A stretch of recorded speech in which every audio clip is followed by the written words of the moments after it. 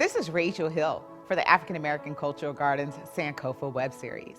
And in this series, we're going to bring to you some of the most fantastic people in Cleveland who are changing lives, making impacts. One of the things that we also discuss with them is what does Black history and culture mean to them, because that's very important. If we don't know where we came from, we don't know where we're going. And we also talk to them about what do they love about the garden as well. So these are wonderful conversations that we think you should sit down and watch, and you can learn and grow and be inspired, because a garden belongs to all of us and it is so important. But also you need to know about what people in the community are doing to better the community, because we all know that we have better days ahead. Please make sure you stay tuned for all of the episodes in the web series of the Sankofa web series, brought to you by the African American Cultural Gardens.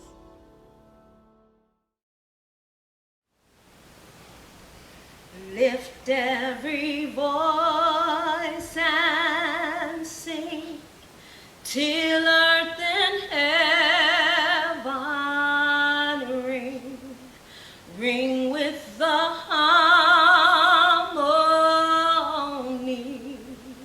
of liberty. Let our rejoicing rise high as the listening skies.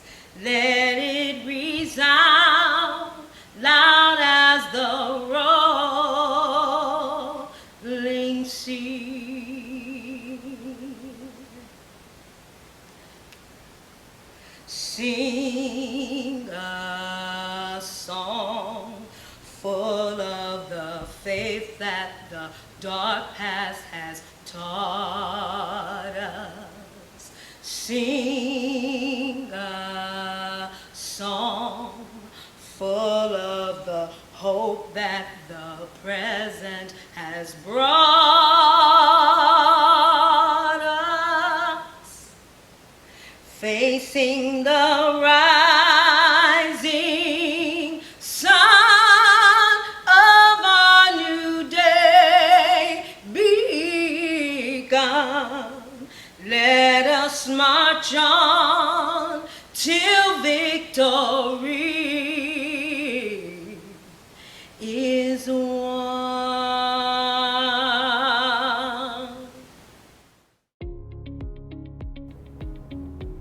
This is Rachel Hill for the African American Cultural Gardens Sankofa series, and today our special guest is Miss Yvonne Pointer. She is an author, she is an activist, she is a motivational speaker, and she does so much stuff in the city, and I'm going to let her tell about herself as well. And how are you doing today, Ms. Pointer? I am doing fantastic. We're out here in the beautiful city of Cleveland. Yeah, sun is shining today, right? Yeah. And I'm not going to complain because it'll be snow before we blink our eyes. 40-degree temperature drop in one day. So Yes. We're out here enjoying this beautiful garden and the beautiful weather. Can you tell our viewers a little bit about yourself? Well, I'm a native Clevelander, born and raised in the city, love Cleveland. Went to Addison Junior High School, is no longer there, Huff Elementary, went on to John Hay High School, and back then I was a teenage mother. You don't go to school pregnant back then. I don't know how they do it now, but I did not graduate from John Hay. I graduated from Adult Education Center, and I had a beautiful little girl named Gloria in 1970, and was determined to be the best mother that I could be, because I understood the ramifications of the inner city and what could get you to drop out of school and get pregnant. So I was determined that was not going to happen to her. And so I was very close and attentive. And so when in 1984, on December 6th, she was found raped and beaten to death. And so that kind of changed the course of my life, you know. I felt as a mother that some way I had forsaken her and didn't watch out. So I just was determined to make the world safer for other children as a result of what happened to her. And that journey has taken you, I can only guess, a multitude of different places. Can you tell us what you have learned about life out of the journeys that you had? And we'll do that first. Well, what I've learned is that I was waiting on someone to come and do something. And what I found was that no one was coming. You know, back in the cowboy days, and they were surrounded by the Indians, and they kept waiting on the cavalry to come. And so that's what I was doing, for someone to come and fix our community, come and do something.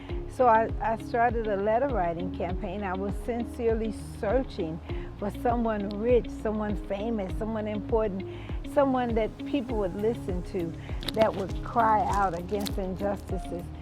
And I never started out to be that person. I was just acting as if, until that person showed up. And along the way, I became who I was looking for. So what I've learned is that you get to be the change that you expect to see. We keep waiting on someone else to do it, whether it's our politicians, our pastors, our police. Well, why not you be that person?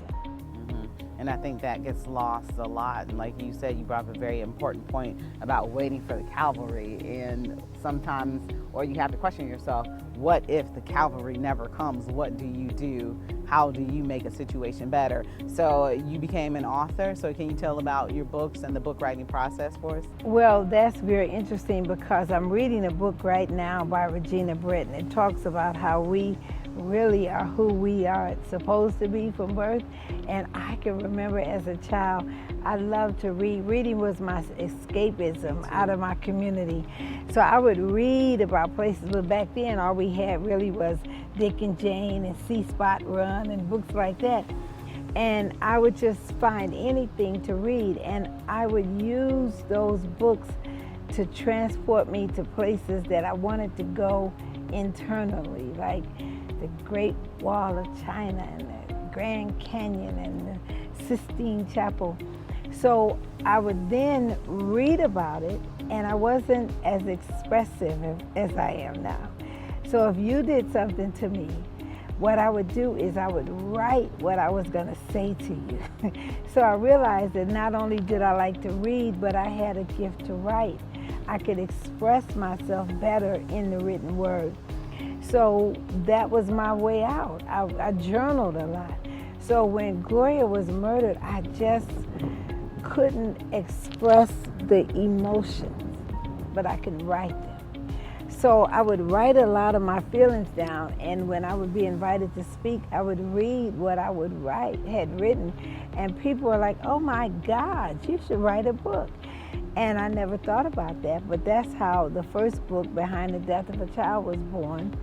And then I just kept writing and kept writing and kept writing until now I'm on, like, I think book 5. They've all been self-published.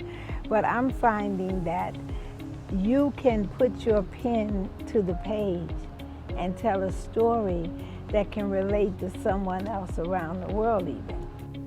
Which of your books would you say has been the one that's really been the one that hit home for you out of all? I think $2 in My Pocket. It's a collection of short stories, because I write for Horizon magazine, and so those today are, I think, the most important to me, because I can take a situation and turn it into a story. And $2 in My Pocket is a story when I was in the 2nd grade, and I liked this little boy, and I accidentally stole $2 from my cousin's wallet to give to him, because I liked him and I wanted him to like me. So he took the $2 and brought Vicky, the pretty girl in the class, some candy with it. So the devastation to my little 2nd grade heart was, first of all, why are you giving away money to get liked? Number 2, you know, so it was so many stories in that. And so that's why I always use that story of how to get back your $2, how to stop giving your $2 away. And it comes with a lot of self-promotion and self-development. And so that's what I've had to do, but I use that story all the time. take back your $2. And you know, a lot of people struggle with those things now. Women struggle with those concepts now, or people struggle with what they give to people, and it's unrequited as well. So people struggle with that. And is that something that you find yourself when you do your motivational speaking, hammering on those topics about don't wait on nobody, the cavalry ain't coming, and get your $2 back? Can I say it like this? You is it. You know, it's not proper English, but you is it, as you are. You know, every time people see me, they always tease me about my bangs. I'm never out of the house without bangs. You know why? Because I have this huge forehead. And the reason I know it's a huge forehead is because when I was coming up, people told me, look at that big old forehead. So what did I have? Now I have a problem with the forehead. So I finally came to the conclusion, this is the only one that I have. So we have to do a lot of self-love to get to the place where we see that we are well equipped just as we are to do whatever it is we have to do. And you'll be surprised how easy it is once you just can acknowledge that. Absolutely. And can you tell about what African history and culture means to you? Yes, well, you know, some people may not know, but I have schools in Ghana, West Africa, in memory of my daughter. We're on our, it's an incredible journey. Congratulations. Thank you. Thank you. A boy there found a piece of paper on the ground about Glorious Homicide in 2003. And he just wrote me a letter to say he was sorry to hear about the murder of my girl child. How did the paper get there is still a mystery. But I prayed, God, what is it you want me to do? And so that single incident has caused a ripple effect. He had a dream that he wanted me to help them with food and education. And so when I started that, he then invited me to Ghana. He said, you need to come and see the work that's being done in your daughter's name. So I flew over to Africa, and it was just incredible. I cried when I saw them singing an anthem to her. I cried when I saw the t-shirts with her name on it. And so I'm like, God, what do you want me to do? And he said, build a school. And so I'm thinking, how do you build a school in Ghana? Again, the cavalry is not coming. You is it. So all you need to do is present your willingness to life, and life will present back to you the know-how, the way to. So when I think about the African American Cultural Garden, I compared it to, because it's my history, and it's something that I should show pride in, especially when you go there and you visit places like the Elmina Slave Castle, and you see what our ancestors had to go through just for you and I to sit in this edifice today. So it should give us a sense of pride, a sense of ownership, and should say to us, yes, you can do it, and be proud about it. That is so amazing. So how often do you go to the school? Have you been able to get over there since COVID? No, not at all. But I've been there 3 times, and we're looking forward to go back again. I took 22 people the last time I went. Wow. Oh, it was an incredible experience. And I have people waiting just so we can get COVID lifted and go back again. And are you going to plan on opening more schools, or are you just okay with the one? Well, no, because right now we have a library, we have orphanages. We're in the process as we speak of building a senior citizen center in memory of my mom and dad. We build dining halls. So when people hear about the story, they always say, what can I do? The library was built, can I tell you this? There's a friend of mine who has a daughter who at 5 years old was suicidal. And so what saved her was a baby doll. So for Christmas, we would send toys to Ghana or money to buy toys. And what we noticed was that in the villages, there were all these blonde hair, blue-eyed baby dolls in Ghana. So I'm like, wait a minute, where are the black dolls? Well, they didn't have any. So what we did was built a dollhouse for the little girl here that was suicidal, and we have made a commitment to fill it with black baby dolls. And it's the most beautiful thing you ever want to see. Well, One of the families who saw us doing that decided, well, I want to build something. So they built a library to honor their mother. So that's kind of what's been happening. As people see how easy it is, they just do it. We're taking back our villages. And that's what we should do with our African American garden here. We should say, hey, this belongs to me. What can I do to help increase it and to build it? And if people want to continue to support you and support your efforts, and one thing I did want to comment is you were able to receive justice as well. Yes, after 29 years, my daughter's homicide was finally solved. You know why? Because I never stopped looking for the killer.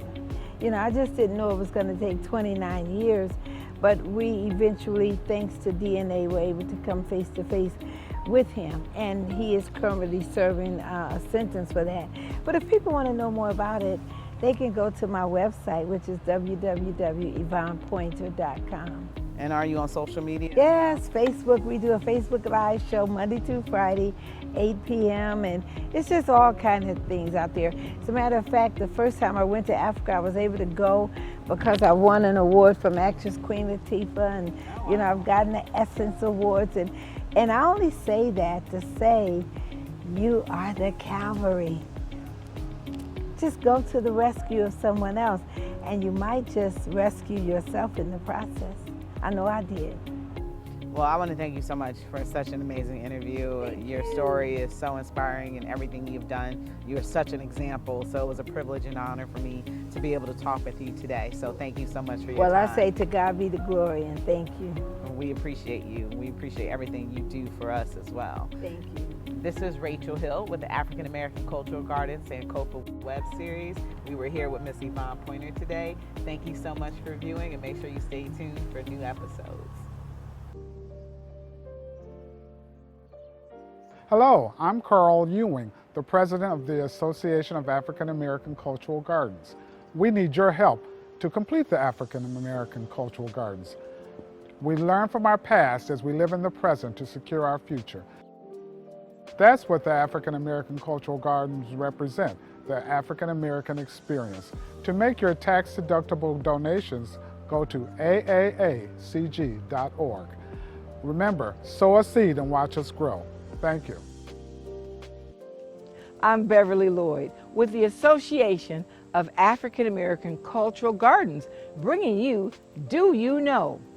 At this time, we'll talk about some trailblazers who had the courage, the brains, and the perseverance to open doors that had never been opened before. As I'm giving facts, see if you can guess their names. This Morehouse graduate was the youngest senior pastor at Ebenezer Baptist Church. This trailblazer's political victory landed him a chance to gain control of the Senate. Not only was he the first black senator in Georgia, but he was the first black senator that was a Democrat since the Reconstruction.